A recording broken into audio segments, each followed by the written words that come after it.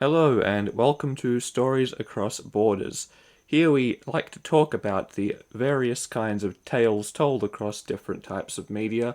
The only rule is, of course, that we can only talk about these things in terms of the story, so anything like animation, game mechanics, special effects, any of that stuff is out of the question unless it is directly relating to the story we are trying to talk about. I'm back once again with Blake Pingleton as we come into the third episode on our cycle on horror episodes. Say hello. Hello, it's me. You Uh, seeing my name is never gonna get any easier.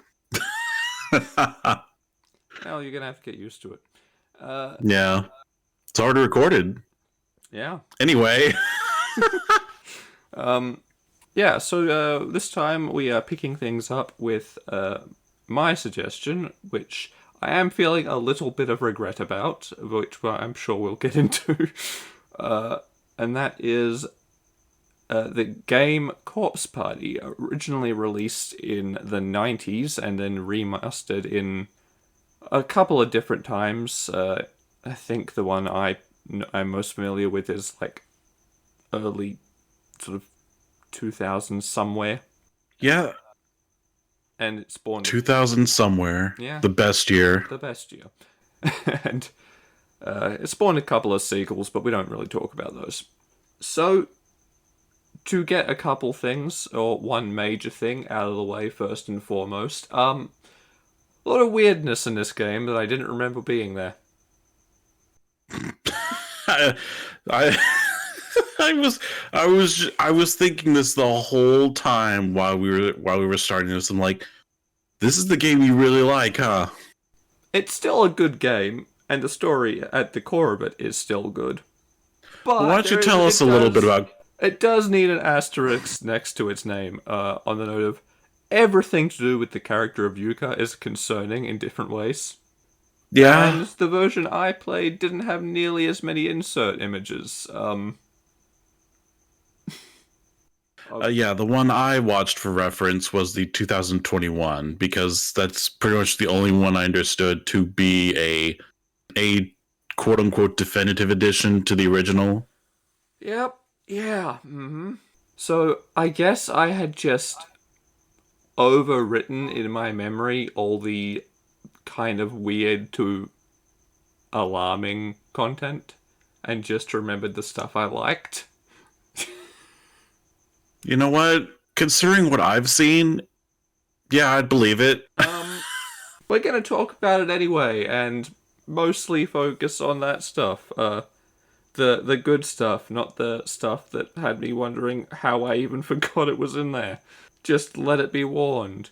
Or rather, let you be warned. The game is a Japanese game from the 90s. It does have a lot of the stereotypical weirdness you may expect from something that goes with that sentence. It's pretty fucked, is what we're trying to say. Oh no, the fuck isn't. Well, I mean, it is, but yeah. It's.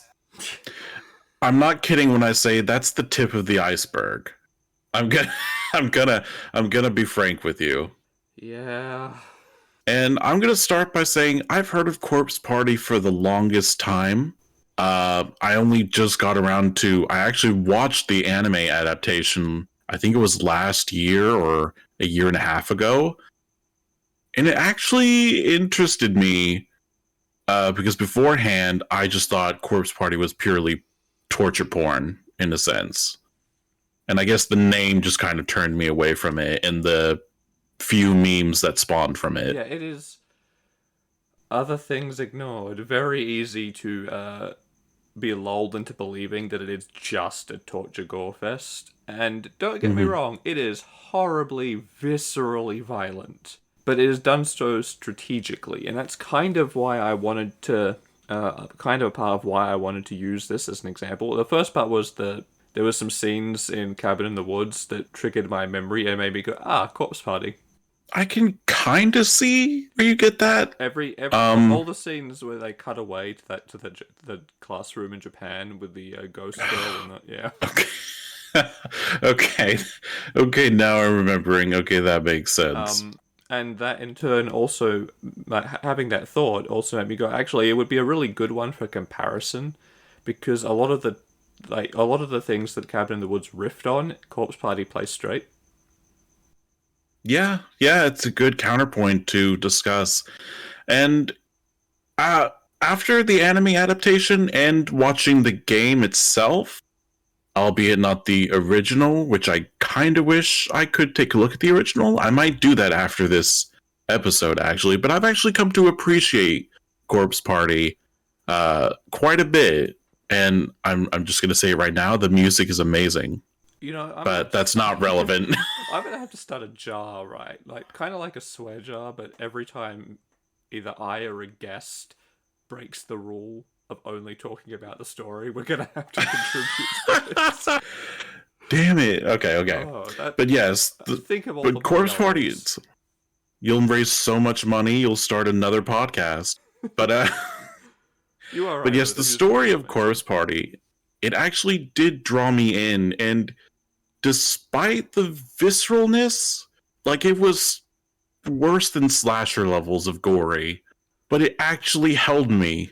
Yeah, I mean, the story itself isn't incredibly complex or anything, but the way it executes the story kind of elevates it a lot. And one of the things it does really well is how it uses gore and that horrible, disgusting, visceral, violent nature of it all. Yes. A lot of the time, most of the time, in a horror story, the excessive gore and violence is just there as spectacle, right? It's just fanfare. Absolutely. It's there for the 30 seconds of gross out, and then you're done. With Corpse Party, what you get is it is a perpetual thing that is always there, not because it's happening to the characters, although obviously it does happen to some of the characters, because it is around every corner they turn around. There's bodies everywhere. There's buckets full of viscera. There's all this horrible, horrible shit. And it's pressure for them. Because one of the things they're told very early on is that there's no escape from this, like, primary school hell dimension they found themselves in. Mm-hmm. And that when they die, they will feel the pain of their death for eternity. We're cutting out the intro sequence a little bit, but that is generally the gist of it, yes. Yeah, I mean, we haven't told anyone how they got there, but it's not, honestly, it's not that important how they got there, other than for the obvious, like, minor plot reason, but it's also how they got out. But, That's also fair, yes. To backtrack a little bit, just to cover that base, though, basically, group of high schoolers plus the younger sibling, of one, plus the like their homeroom teacher, I guess. One of the students is leaving, so she's big into like supernatural stuff, so they do this like charm thing together, and something with it goes horribly wrong, and they all wake up transported into this like hell dimension version of an older school that's been demolished underneath the one they are in then, where they are immediately told that they're there forever, and however they die, they will feel for eternity. Well, the interesting part that was added in was the students, after they performed this ritual, they fell down the same hole, but what happens is they seem to fall into this nebulous layer, this lasagna. I'm gonna cheese it a little bit, but a lasagna of dimensions. Ha! Yeah, because that is the thing. They don't all fall into the same version of the Nightmare School hellscape. There is a bunch of different iterations of the old school layered over the top of each other. All sort of slightly different. So not only slightly different, but these take place on different dimensions entirely. And sometimes it can range from these spaces is what they're referred to. They don't interact with each other at all. Or sometimes if you perform something on, let's say you and your friend are trapped in two separate spaces, if you were to carve something on the desk, then there's the likelihood that they may see it on that desk. That is a possibility, yeah. It's never made entirely clear just how much the spaces can or cannot interact, but they obviously can to an extent, because sometimes there is evidence of things that happened in one can be found in another. So there's some interplay between them, especially once the whole thing starts breaking down. But that comes later. But yeah, by and large, the characters are separated across, I believe, three different versions of this school. That I could not confirm. It was kind of a wild ride for me to watch this, to be honest. Though I have gotten over my I don't know what the right word is, but basically uh the filtered bias or my lack of understanding. This game was it was something to witness, and I could tell there were different by the floor panels being different, I believe. Yeah, the floor But panels were different across some of them. yeah, so I feel like it would be safe to say three different quote unquote spaces were happening at the same time. I think But so. I see. I played it once about 5 or 6 years ago. I think it was when I played it, and then I didn't touch it again until I watched the adaptation, maybe a year later, and then I didn't touch it mhm. again until I watched the entirety of the, I think the PSP version or whatever. But I watched a playthrough of it to refresh my memory, of which I watched about a quarter yesterday and the remaining 3 quarters today. Fucking oh my god, that has got to be it's an experience, I'm sure, especially that you basically had your brain protecting you from the trauma. I watched like 8 or 9 hours of gameplay today, and then I had a bit of a chill out after. Then I went to sleep, and then I woke up to record this. That was pretty much the last few days for myself as well. Um, line, line. I I didn't give you a script. We don't do no, that I here. lost. My script is in the other space. No. Well, now you're fucked. No, Let this me is why I help you keep though, my day because job. yeah, whilst we have the luxury of a lot of time to recuperate, not really an option for the student's teacher and tag along sibling in Corpse Party. Because inside these closed spaces, there is no food, there is no water, and you're also cursed to go slowly insane whilst being hunted by malevolent ghosts. Oh yeah, the ghosts. Yeah, the There is ghosts. so many different ways for you to die horribly. Dumb ways to die. All right. Even if you're reasonably intelligent, you're in trouble. To be honest, this just because there's Yeah. so many different things that are horrifically dangerous. But that's kind of one of see, that's again where the gore is effective, because it's not because it's such a permanent fixture. It is a constant source of pressure on the students and the teacher and the tag along sibling, the group, the party, if you will, The victims. as well as the audience. It is just a perpetual reminder of what is awaiting the group, and that I believe is why it works compared to a lot of other things where the gore is just spectacle. It's just, if someone gets their head removed or something and we move on. Here it's just Yeah. everywhere. This constant heavy reminder of what is waiting for these people. Well, it's really just like you said, the gore. It's caked everywhere. There's corpses. There's bleached bones. There's even teeth with gums attached left to sink. Like the sense of death is everywhere, and you're just trapped in this constant feeling that you're being surrounded by death, Yeah, and and that can drive anyone insane. yeah, and it's this is a pixel game, right? Is the thing. It is not like some beautifully rendered AAA title. We're not talking like Elden Ring details. It's a pixel. No, It is a pixel game made with the like original RPG Maker program in the '90s originally, which is a and I believe one very of the good thing, earliest. because Yes. if it had the kind of like detail of like AAA title from the modern times, I don't think anyone could stomach it. No, absolutely not. I probably would even have trouble, and I'm not nearly as queasy about that. Yeah, I'm not a particularly squeamish person either, but I think I would have lasted like 30 seconds. Mm, Because the thing is, mm. the pixels are enough because the descriptions that the narration and the dialogue give you are so visceral in and of themselves that you can smell the whole ways. It's visceral and it's very precise with its description, and that really does a good job.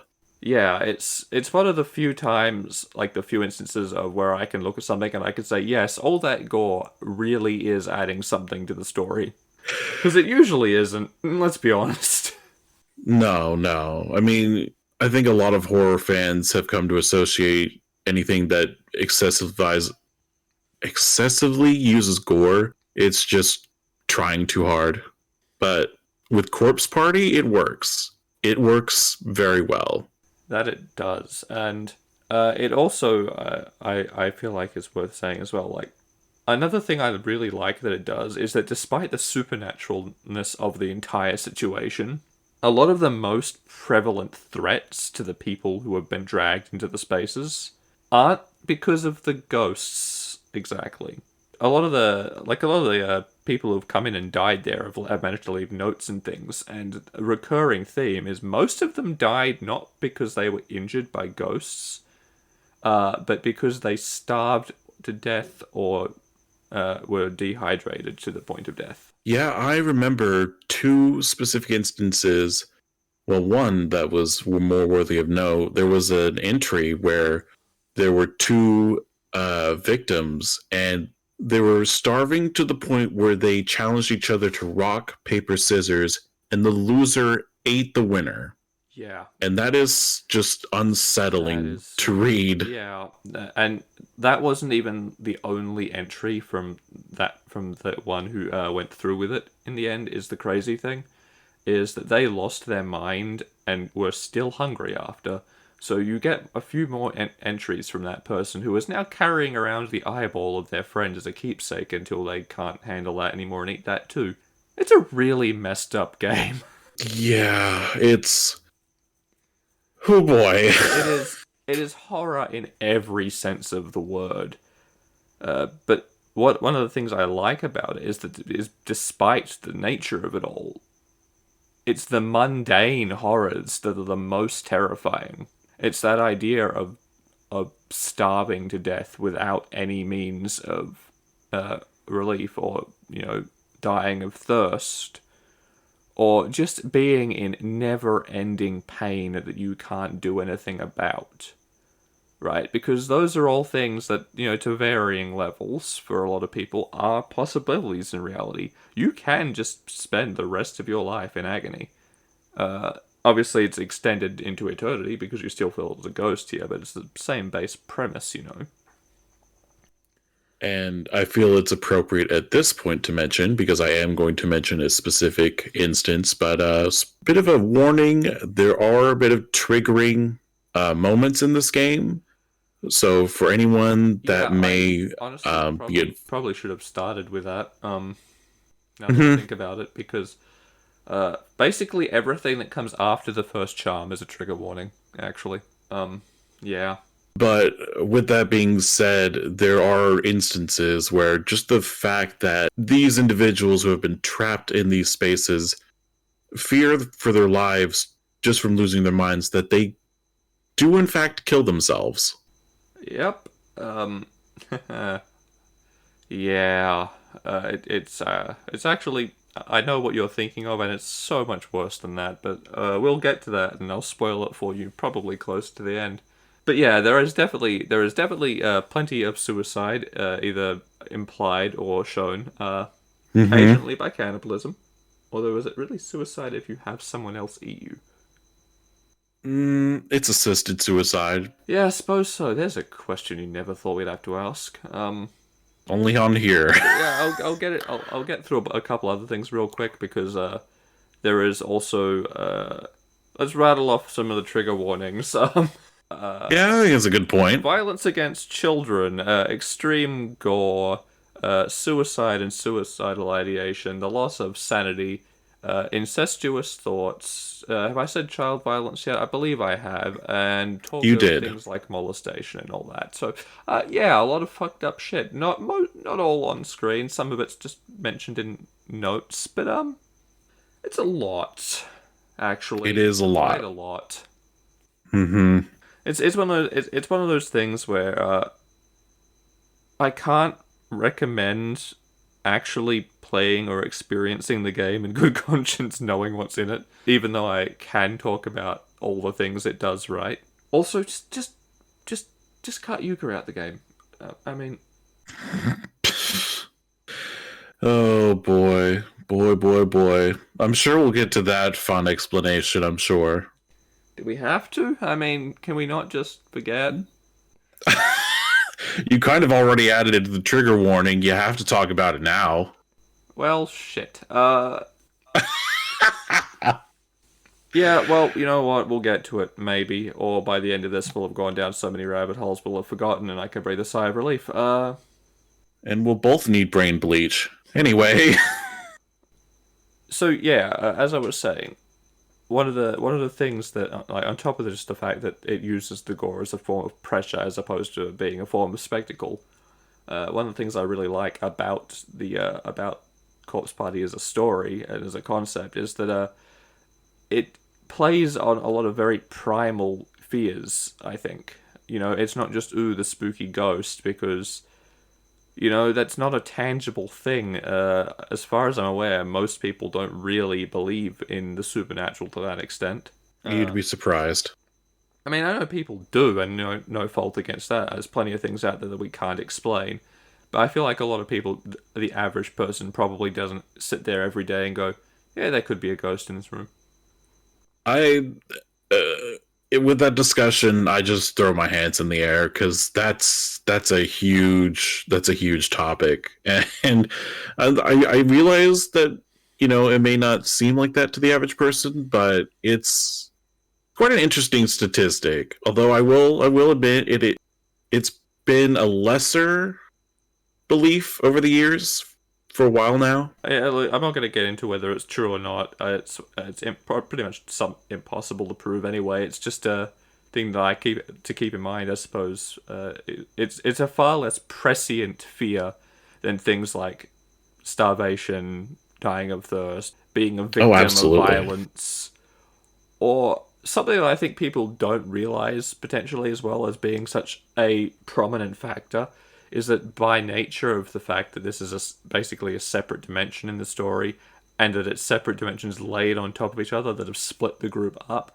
isolation is a big part of the horror in Corpse Party.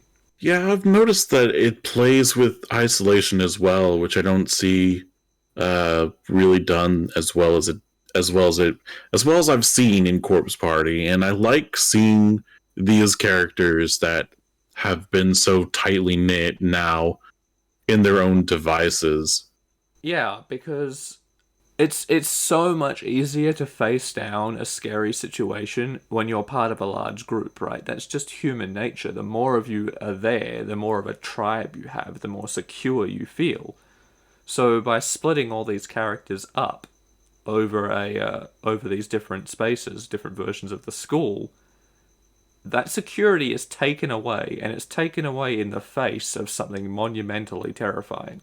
And then on top of that, the story continuously, either just through different circumstances, splits the people up within their own spaces as well. Yeah, they could just split up between one set of doors, even, or one hallway away, and just be completely split up like that. I mean, the way that. So No, carry on. it's taking away, like you said, primal fears, which I think really does magnify the terror. Because, like, I agree with you, ghosts, I feel not a lot of people really really concerns themselves with. But along with starvation and thirst, when you take away that security of having other people with you have to rely on yourself, and that's something not a lot of people have done before, and that requires either a lot of self-reflection or just or just being able to stand alone on your own for the first time.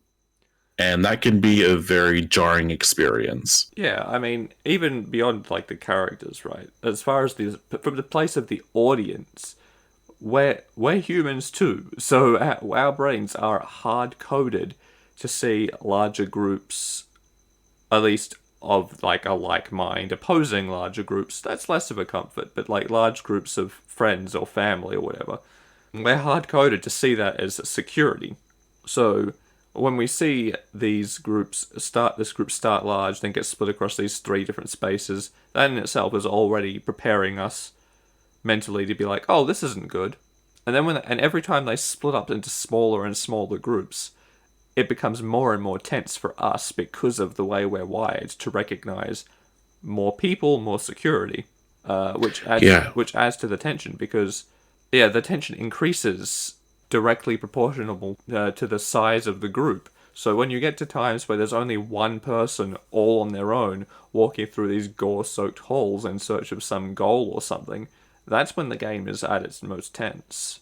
Yeah, I've had that feeling in the back of my mind as well, where when I see these characters through some circumstance or another separated, the atmosphere itself just becomes a lot more dense.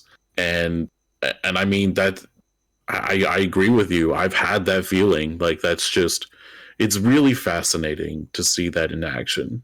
Yeah, I like the word dense as well because there's a sort of thickness and heaviness to it.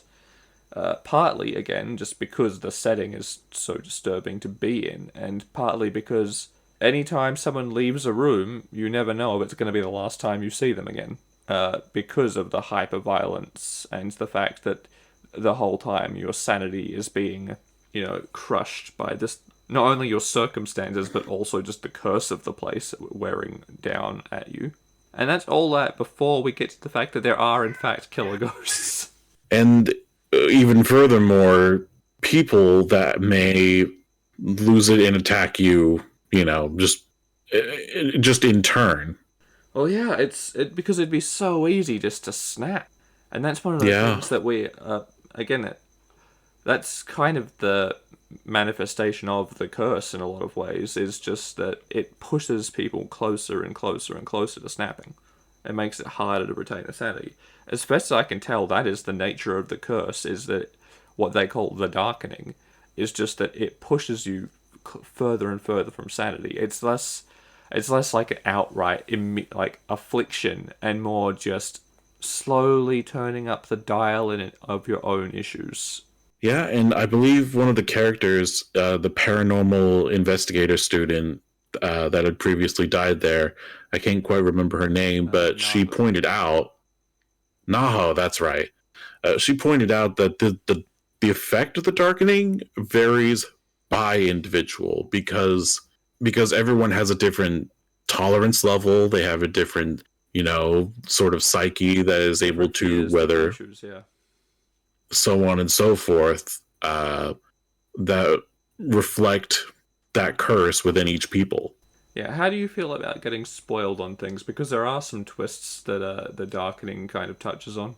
I do know about the one with Seiko Okay. when Naomi and Seiko had split up due to an argument because Naomi was having an emotional breakdown because anyone would in that situation. And because Seiko had split up from Naomi, she was led by this voice and was basically forced to hang herself in the girls' bathroom. Okay. It's worse than that. I may have not understood that correctly. But go ahead and explain it for us. Well, you no, it's just that because I think you're up to like what you're one off the final chapter probably. It should be, yes. Yeah, it's not actually revealed till the very end of the game, right? Seiko did not hang herself. Yeah, that's right. I knew there was some involvement, but I know Seiko didn't Seiko was purely want to. Seiko was hung by Naomi, Oh. Oh. who just Okay. completely lost herself for a minute because of the just sanity slippage after that argument they had had. and she came to Ah, having just like pretty much came to with Seiko dangling in front of her and just made the assumption, ah, basically. wow. That is incredibly intense. Yeah, Holy, holy fuck. because it's not just your bodies that are in danger in these situations; it's also your sanity. And speaking of Naho, without going into too many details, so there's still some surprises there for you. Kind of her fault; they're Huh? all in there. Uh, Oh, sick. yeah, you can actually finish your watching through to learn about that. Oh, I definitely will. I again, once this is done, I'm gonna watch the rest of it, and then I'm gonna play it, or play it and then watch the rest of it. I don't. I One of feel those like I should. I things. feel like it would do more justice if I actually played it, but I'm also clumsy, especially with ending games that have 50 something endings. Because yes, this game has a lot of endings. And only one of them is good. Yeah, but back to the plot. Yeah, so that is that's Seiko and Naomi, who every time I see it written, I want to just say Naomi because it's spelled exactly the same. Uh, Yeah. but yeah, so that does a good job of summing up the nature of the horrors of this place, and then oh right, the ghosts. So the Mm, ghosts are effective because they're not always there. yeah. They are just an extra thing, and also part of the unlocking the truth of the place, but. The thing with the ghosts is most of the time you aren't dealing with them. Most of the horror stems from those very real primal terrors. And then every now and then a ghost will show up and chase you. Yeah, the ghosts are a bonus because those deaths are incredibly gruesome. Yeah, they are horrific, they are violent, and they come out of nowhere. Mm-hmm. Uh, it's just every now and then you'll be walking down a hall and oh shit, there's a ghost. And if they catch you, they will, gouge out your eyes, rip out your tongue, just stab you repeatedly, all kinds of horrible things because those things were done to them once. Haha. Yeah. And they too have kind of snapped. And again, their choice for murdering you is basically how your character is going to relive that specific moment for the rest of their non existence. Yeah, you understand why these ghosts have gone crazy and become homicidal because they are Yeah. because from being told by one of the few benevolent spirits you managed to come across early on in the game God bless them. that your pain is eternal. So there is one little ghost girl who is missing the entire top half of her head from like the mouth up, That one, that one, that one still gives me shivers. I'm not gonna lie. and is just eternally feeling that, and is willing to do that to you, or well, Yeah. not you because it's not really a first person experience, but to the characters. Yeah, Augmented reality corpse party. Let's go. Anyway, I'm good. I am not someone who scares easy as a general rule when it comes to fiction. But no, no, I'm good. I don't need that experience. oh, you couldn't pay me $1 million. Anyway, I might do it for $1 million. I do like money. Um, yeah, that game devs get on it. I swear to God, if they make that game, I'm going to shit breaks. But anyway, but yes, I believe there's another ghost that we didn't quite talk about aside from the four children. Which one? There's a few. Well, I was referring to the fifth child ghost that's also responsible. Oh no, there's only four children. She's one of them. Hmm. Interesting. I may have miscounted. She is part of the problem. We'll get to that toward the end, I believe, because there's some other stuff to get through first if we want to tackle things relatively chronologically. That's true. But yeah, no, there is only four of them, and she is one of them. She's just complicated.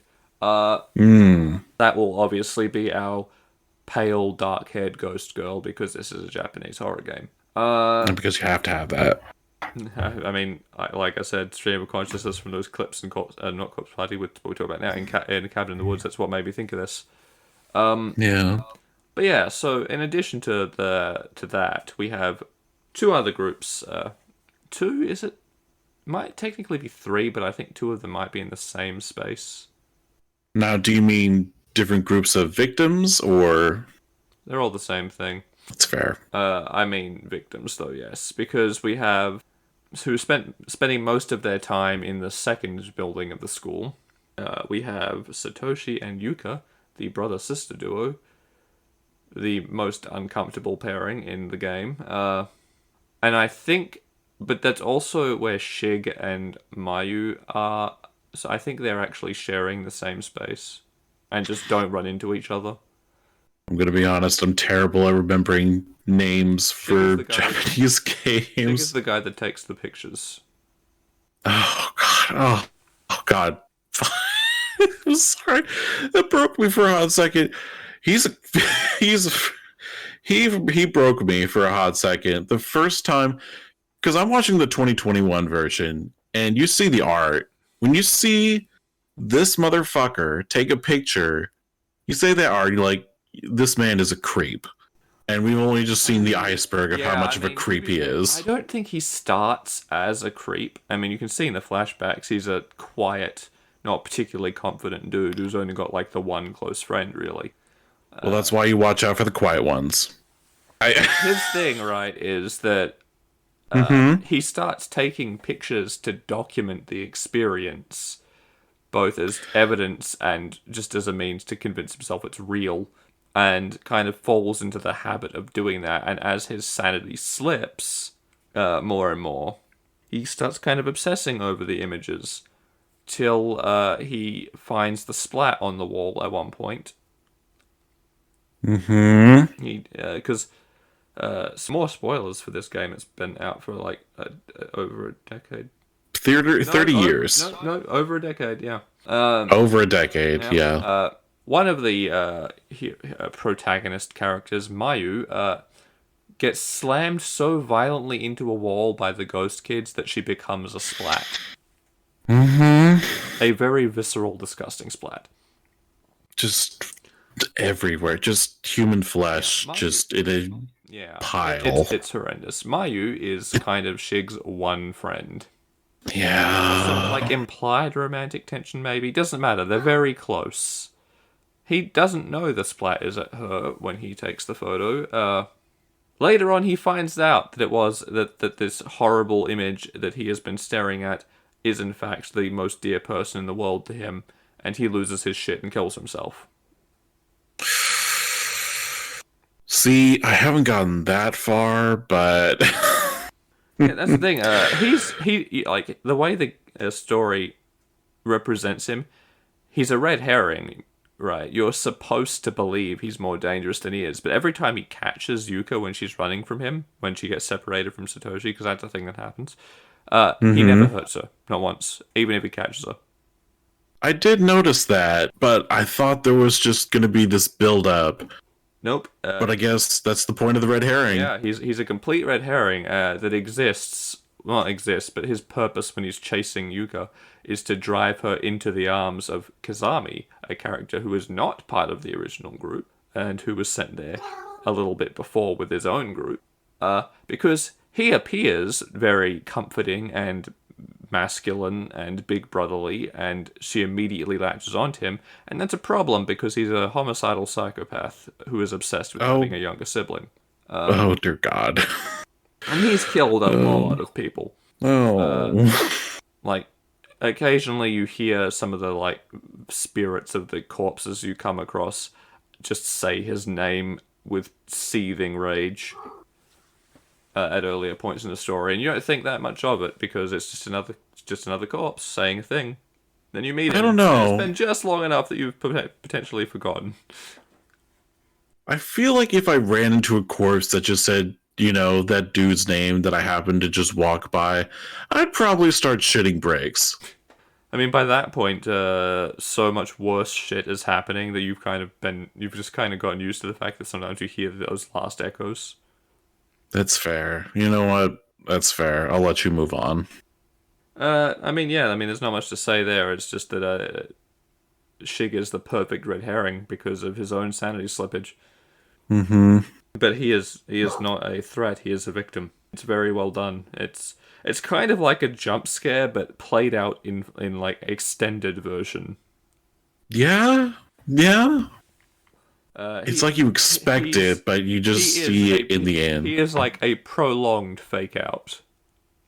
Yeah, that's a good way to put it. Somewhere in there, Satoshi is also around in that same space. He doesn't really do much, really, except lead Yuka around until he gets shunted out of that space and into Naomi's, Mm-hmm. where he starts to take on more of the leadership role he was described as fulfilling in the intro info screen. I Yeah, don't have he's a got lot some to big say shoes to about him. fill. I don't have a lot to say about him. The most interesting thing about him specifically as a character is his sister's disturbing incestuous feelings about him, and honestly, I could do without that. Gotta be honest, I saw that coming a mile away. Yeah, I mean, she's supposedly 14, acts like she's 7. I mean, Oh, that's weird. it's the but whole her whole character is deeply unsettling because it's never established like that she has a developmental delay or something, which at least would have made the way she acts make some sense. No, she's just been spoiled and coddled, and somehow that's made her turn out that way. I believe it. With the interaction between him and his sister, I believe it I 100%. mean, he's just trying to be a good brother, to be fair, but it's gross. Their whole dynamic is gross. Every inclusion of her in the It's story is uncomfortable for one reason or another. it's the Um, typical Oni-chan bit. I've been numb to it at this point. I'm like, yeah, I've seen this happen. so yeah, that's them. Then there's the last group who includes the girl who did the charm, whose name I have Yep. forgotten. It starts with an S. Shinozaki? That's her surname. Oh, I actually That'll remembered do. something. The one who was originally leaving, and the reason they did the charm. It includes Yoshiki, who is just the best. Yeah, I liked him. He's rough around the edges, but he's a good dude. And also their teacher, Miss Yui. She's not terribly important to the plot, Yeah. but she is kind of a badass. Yeah, I mean, after being. Yeah, we don't see a lot of her because she gets crushed under a cabinet within her like the first 10 minutes of her being introduced as a playable character. But she spends every minute. She also sort of comes back as a sort of not quite a Deus Ex Machina, but in that ballpark later to save someone's life, dying in the process, of course. But every minute yeah. she is on screen, she is basically fighting through excruciating agony and this awful taunting ghost who really doesn't like her, and basically saying, "Fuck you, I'm gonna look after my kids." Yeah, that was a really intense moment. I like that. She's great. She is an absolute badass, and it is a damn shame that she doesn't get more screen time. Yeah, but with a character like that, with a teacher that's so dearly devoted to making sure her students are safe as much as humanly possible, It makes you sense to kind of take see. it early because it removes the safety net. Yeah. Yes. Because yeah, I mean, having that older person, the person who's like by default in charge of you and your leader, is just another very human thing to find comfort in that they don't really have because they can't even find her to help her because her room she gets the thing dropped on her and gets sealed off, and she Mm-hmm. eventually just has to make her own way out when all the spaces converge and uses the last of her strength to keep Shinozaki alive. Yeah. But yeah, that is honestly one of I would argue the most likable group of three. Yeah. But like Yeah, I can kind of see that. Shinozaki herself spends most of her dialogue gasping and crying, but kind of fair to be honest. I mean, considering the circumstances, I'm pretty sure anything is fair. It's not like she doesn't have her moments. You'll get to it later, but she does have a moment where she basically tells Naho to go fuck herself. Fuck. Oh man. So she has a moment, and then there is Yoshiki, who is my favorite because he he's represented as kind of looking like the delinquent character, the stereotypical rough around the edges dude with a heart of gold, Mm. because that is his character, and I like it a lot. He is consistently one of the most sane people in the group and fills a kind of leadership role, and is willing to go to great lengths to keep those around him alive. He's got some serious balls on him too. I'm gonna admit, like Jesus Christ, the things he doesn't say. I don't know if I could. I don't know if I could be in his shoes at those specific times, but Yeah, he's a champion. his survival mode is to go into pragmatism. He's not so he gets better as it goes on, but his immediate like responses to dealing with the situation is generally what is the most practical course of action, and he doesn't pay much attention to how those what he says is going to affect the people around him overly much. By the end of it, he's come fully into a very leadership kind of role, kind of the other leadership styled character other than Satoshi, except he's earned it and is better at it. And isn't as vanilla as fuck. And isn't as vanilla as fuck. Yeah, I don't know why it is, and it's not just a horror thing. In a lot of stories in general, in a lot of different media, for some reason, the protagonist tends to be the blandest character. Because they're meant to be the self-insert character. Yeah, no, you're right. It's the one you're supposed to. But I don't think many people can relate to Satoshi, so that may have backfired a little. It's unfortunate because Satoshi's character, It's fine. I feel, could have had a very interesting subplot, right? Because you have this typical anime protagonist character put up against the absolute worst odds, right? So, and we don't really see a lot of that It just like wasn't- develop I think within Satoshi. honestly, I think it shows that he's the default protagonist character because none of the horror ever seems to really get to him. He's just concerned about Yuka and keeping her safe and comfortable, which is fine. Except it should be fine in the context of the horror, and he just never seems affected. Yeah, I'm really surprised it really just didn't take a greater toll on him. And I feel like that could have been a more nuanced or Yeah. Even when he gets separated from Yuka, and like yeah, his goal is to find her, but he becomes so easily distracted by finding Naomi and stuff that it's like yeah. There's a lot of good writing in Corpse Party. I would not suggest anything to do with Satoshi and or his sister is that good writing. hmm. Yeah. But our boy Yoshiki, he is cool and he's well written, and the man can't swim, but still dives into a pool to stop Shinozaki from drowning. Badass. Lucky he didn't drown himself, but he's a badass. And also just a much more interesting, likable character. But yeah, so that's our three groups and just the sort of general gists of the challenges they're dealing with. Naomi's got to deal with her stuff with Seiko. Satoshi's got to deal with. I suppose it's really four groups, really, even though it's questionable, like what spaces some of them are in. Satoshi's got to look after his kid sister. Mayu dies really quickly, and Shiga's kind of left to just slip into insanity on his own. And I would say the sort of Yoshiki and Shinozaki sans Yui because she's really not part of it. Their main thing their main thing is uncovering a lot of the mystery.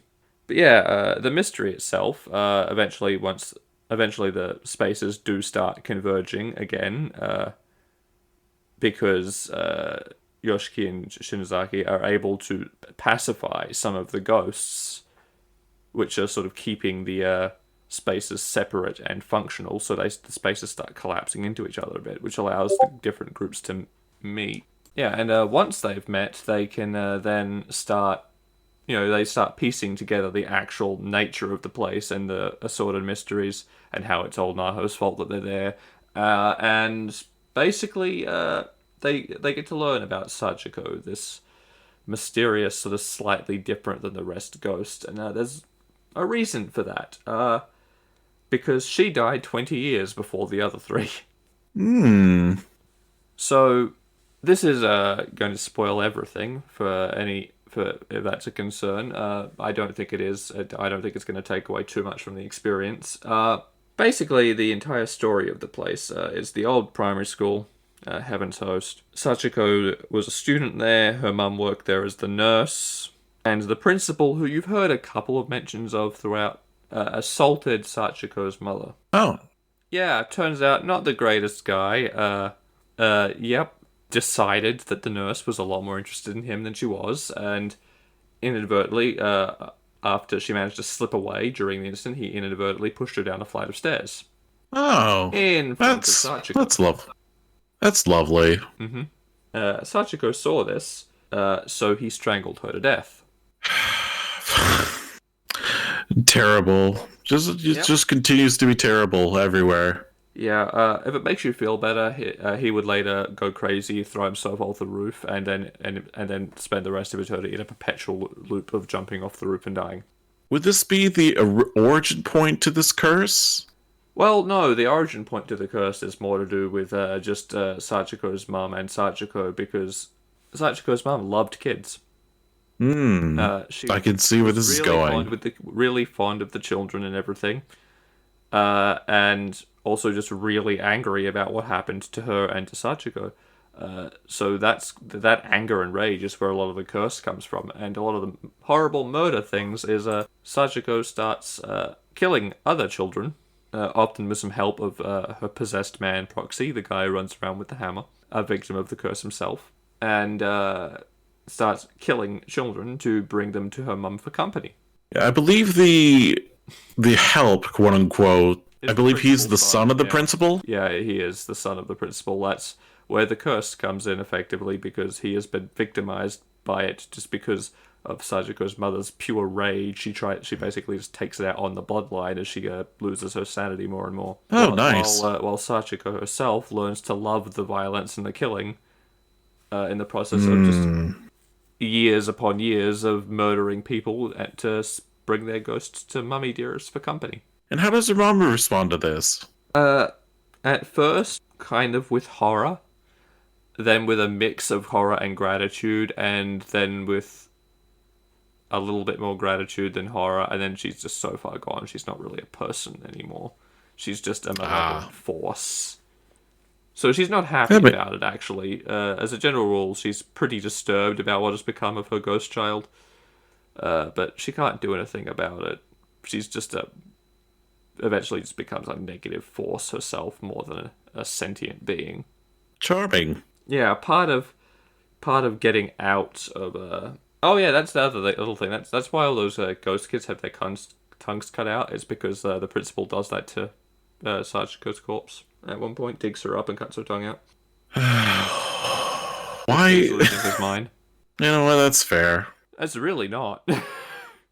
I mean, he thought raping the nurse was a good idea to begin with. I'm sorry. Like, I believe anything he did. Like, understandable, but I don't know crazy. if fair is the word I choose. No. I'm not saying fair in general. I'm saying fair. He's a crazy motherfucker. Fair enough. But yeah, so the end result of that is basically to get out, they have to appease and calm Sachiko and then repeat the charm to get out. And how does that work exactly? It does work. They are able to escape the space. It's implied that the space persists with some other spirit at its core from then on. Some new Sachiko. I don't know how that works with the sequels, if it's like one of them who died there or what. But the wild thing is, everyone who isn't them, once they get back out, has forgotten the people who died in there. Oh, yikes. So as this one final layer of misery and trauma to this fucked up story, they are the only ones who remember the departed, and they just have to live with this constant. Oh my, was it real? Was any of it real? Of course it was real. We have evidence. We have the experiences. We all remember it, but no one else does. So there's that final little just fuck you from the writers, I guess, to these characters. Yeah, and who I know Psycho was one of the dearly departed, but who are the other characters? Mayu, Seiko, Yui, and Shig. Yui, Shake. Who was Shake? Shake. Yes, Those. that's right. That's right. Yeah. Yes. Fuck.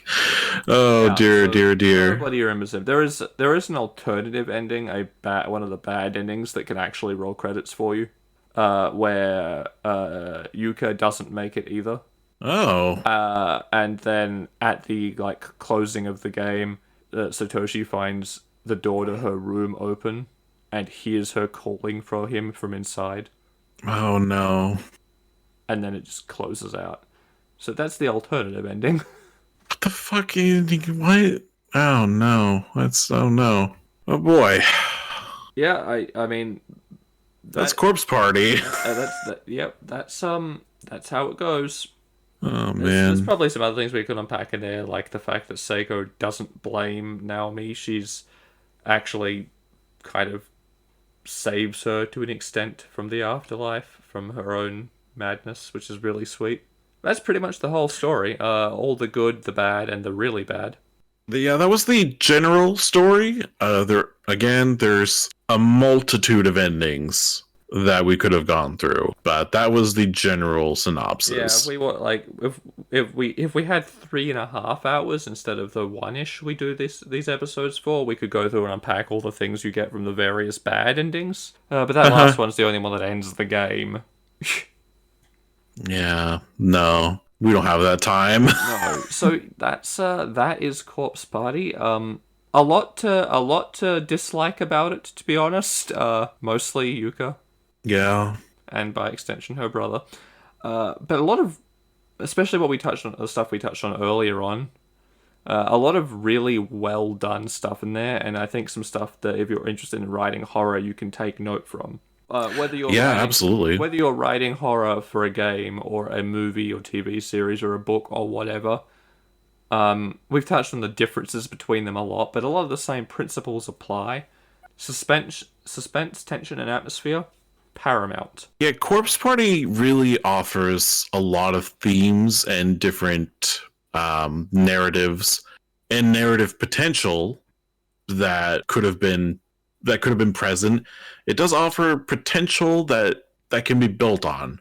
Like what we discussed with Satoshi, like the typical character, but in just these incredibly dire straits. Yeah, it would have. He would have been a lot more compelling if the separation from his sister actually got to him, and didn't just feel Yeah. like another thing that was mandated by the plot. So, so the atmosphere is important. The suspense is important. The having your characters have reactions to their situations that make sense is important. Yes, yes. Don't split characters up for no reason. Give them a reason. Corpse Party actually does that really well. Most of the times they separate do not feel contrived. Or at least not overly.